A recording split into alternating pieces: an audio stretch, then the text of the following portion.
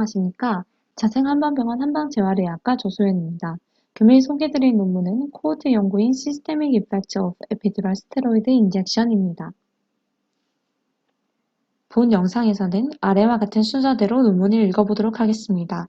먼저 본 연구가 실린 저널과 저자에 대해서 간단히 살펴보도록 하겠습니다. 본 연구는 SCI 저널 페인지에 실린 연구로 페인지는 통증에 대한 전반적 메커니즘 및 통증 컨트롤을 다루는 저널로서 최근 IF는 6.961, 본 연구가 실릴 당시의 18년도 IF는 6.029를 기록했습니다. 본 연구의 저자는 안나 엘 프레들리로서 현재 워싱턴 대학의 교수로 근골격계 재활, 사지 절단을 전공하고 있으며 척추 관련 분야에 대한 연구를 꾸준히 진행하고 계십니다. 앱스트랙을 살펴보도록 하겠습니다. 본 연구는 협착증 환자를 대상으로 두 군으로 나누어 스테로이드와 리도카인을 함께 투여한 군과 리도카인 단일 투여군으로 나누어 ESI를 진행하는 후 혈중 코르티졸 농도를 측정하여 투여된 약물에 따른 서프레션이 일어나는지를 확인하기 위한 목적으로 시행되었으며 ESI 시행 후 3주를 엔드포인트로 1회 팔로우업 진행했고 그 결과 스테로이드와 리도카인을 함께 투여한 군에서 혈중 코르티졸 농도가 더 낮았으며 투여된 스테로이드 종류에 따라 코르티졸 감소율이 달라졌는데 메틸프레드니졸론, 베타메타손과 같은 체내 유지 시간이 긴 스테로이드를 투여받은 군에서 코르티졸 감소율이 컸습니다. 인트로덕션을 살펴보도록 하겠습니다. 본 연구는 ESI가 효과적이고 안전한 치료로 협착증 환자와 같은 요통 환자에게 다용되는데 그 과정에서 투여되는 스테로이드에 의해 발생될 수 있는 코르티졸 서프레션이 투여되는 약물 또는 환자 특성에 따라 달라지는지 확인하기 위해서 시행되었습니다. 본 연구에서 주되게 확인해야 하는 두 가지는 본 두 가지입니다. 그 전에 ESI에 대해서 먼저 짚고 넘어가도록 하겠습니다.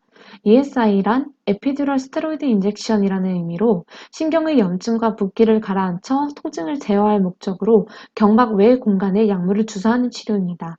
국소 마취제보다는 스테로이드의 작용이 길게 유지된다는 점을 알고 본 연구를 이해하면 좋을 것 같습니다.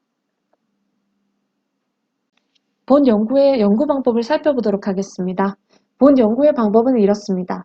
본 연구는 환자와 의사 모두 맹검 처리 후 진행되는 이중 맹검 코호트 연구로 환자는 본인이 주사받는 약물에 대해 모르고 의사도 환자에게 주사하는 약물이 무엇인지 모르게 진행됩니다. 실험에 참여하는 협착증 환자들은 하지 방사통을 주로 호소하는 환자들을 대상으로 영상 진단상 센트럴 스테노시스를 진단받은 사람들 400명을 실험 대조군으로 랜덤 배정했고 배제 기준은 요추 수술이나 6개월 내에 ESI 시술 경험이 없는 정도로만 진행했습니다. 의사들의 맹검을 위해서 실험 보조원이 동일한 양의 두 실린지를 준비하고 랜덤 배정에 따라서 투여될 실린지에는 인젝 라벨을 붙여서 의사는 해당 약물을 주사하도록 했습니다. 스테로이드를 함께 투여받는 군의 경우에는 스테로이드 종류는 의사가 평소 사용하는 임상 패턴에 따라 진행했습니다. ESI 후 3주가 지나고 ESI 효과 및 안정성을 파악하기 위해 아침 공복 상태에서 코티졸 농도를 채취하여 그 결과를 기록했습니다. ESI의 안정성을 함께 평가하기 위해서 ESI 주사 시점부터 팔로우업까지 환자에게 나타나는 메디컬 이벤트는 모두 기록됐습니다. 그 결과는 코르티졸의 변화율로 나타내는데 변화율 마이너스 50%, 마이너스 90%는 각각 모더레이트, 컴플리트 코티졸 서프레션으로 정의하고 50% 이상, 90% 이상의 환자들은 따로 카운터해서 뒤에서 결과를 제시하고 있습니다. 결론을 살펴보겠습니다. 1차 ESI를 시행한 이후 의사가 환자 상태 노디를 통해 2차 ESI를 진행할지 여부에 대해서 결정을 했는데 2차 ESI를 시행하지 않기로 결정된 사람의 경우 팔로우업을 위하여 기관에 출석하지 않는 경우가 더 많았고 이로 인하여 코르티솔 수치 결측치가 다수 발생했습니다. 본표는 두 그룹 모두에서 코르티졸 수치 및 변화율을 제시한 테이블 1입니다. 베이스라인에서 코르티졸 수치는 두 그룹 사이에 큰 차이가 없습니다. 3개월 후 코르티졸은 리도카인 단독군에서는 11.5, 스테로이드 혼합군에서는 9.1로 2.3 정도의 차이가 있었습니다.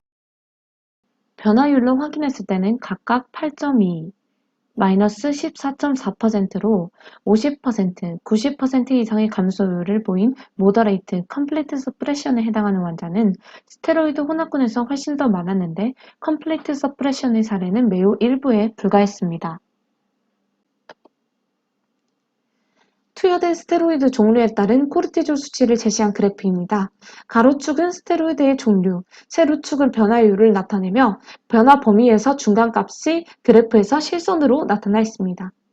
베타메타손, 덱사메타손의 경우에는 보시다시피 실선의 높이가 리도카인군과 혼합군에서 유사하지만 메틸프레디솔론, 트람시놀론에서는 스테로이드 혼합군의 실선이 훨씬 더 아래에 있다는 것을 확인할 수 있었습니다. 본 연구에서 확인하려 했던 두 번째, 코르티졸 수치에 환자의 개인적인 특성이 영향을 미치는가를 확인하기 위해서 테이블 2를 살펴보도록 하겠습니다. 코르티졸 수치에 영향을 미칠 것이라 예상했던 요소들 중에 유의미한 것은 없었으나 추후 ESI 후 진행된 코르티졸 수치 측정에 있어서 당뇨의 과거력이 있는 환자에게서 그 변화가 크게 나타났기 때문에 당뇨력이 있는 사람들에게는 ESI를 시행할 때 신중해야 한다는 점을 시사했습니다. ESI의 안전성 연구에 있어서도 몇몇 사례의 부작용이 보고되었으나 코르티졸 억제로 인한 부작용으로 생각되는 것은 폐렴 환자 한 케이스뿐이었으므로 ESI의 안전성을 의심할 만한 결과는 보고되지 않았습니다. 마지막으로 디스커션입니다. 본 연구는 첫 번째로 환자마다 다를 수 있는 민감도 차이를 확인하기 위해 ACTH 자극 테스트를 따로 진행하지 않았고, 둘째로 보고된 이상 반응과 코르티졸 억제 사이의 연관성을 뚜렷하게 밝히지 못했으며, 마지막으로 ESIC 지질 접합에 영향을 주는 경막외 공간, 신경근 경막의 지방 특성 등 투여 경로를 고려하지 못했다는 아쉬움이 있으나 결론적으로 리도카인 단독 투여군보다 스테로이드 리도카인 투여군이 훨씬 더 높은 비율의 코르티졸 억제가 일어났고 환자 특성과 코르티졸 서프레션 사이에 유의미한 연관성은 없었으며 사용되는 스테로이드 종류에 따라 특히 신체에 오래 유지되는 스테로이드일수록 높은 정도의 코르티졸 억제를 유발한다는 것을 확인했습니다. 그래서 ESI 시술 시 부신 호르몬 억제 가능성을 고려해서 적절한 스테로이드 종류를 선택하는 등의 신중한 선택이 필요하다는 것이 본 연구의 결론입니다. 이상입니다. 감사합니다.